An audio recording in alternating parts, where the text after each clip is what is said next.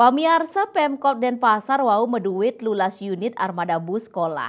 Wilangan inucap durung nyangkepin yening saihang sareng jimbar wilangan siswa SD miwa SMP.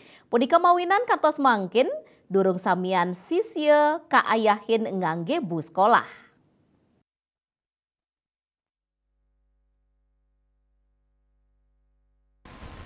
Sane mangkeun bus sekolah wau sida ngayahin widangan Denpasar Timur wates Denpasar Selatan sisi Kangin. Denpasar Utara miwah Denpasar Barat sisi Kaje. Kepala Dinas Perhubungan Denpasar Ketut Sriawan Maosang.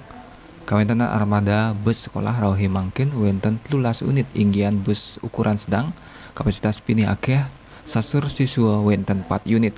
Mewah bus kecil kapasitas pinih akeh selae siswa wenten sia unit, maka sami armada kaptiang memargi becik santukan sayan akeh nyane, sisa sane patut kayahin antar jemput.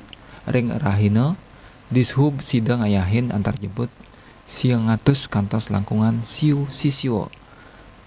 Wilangan inucap pinaka jangkap wilangan pengantaran tur penjemputan, inggian pergi sekolah tur pulang sekolah.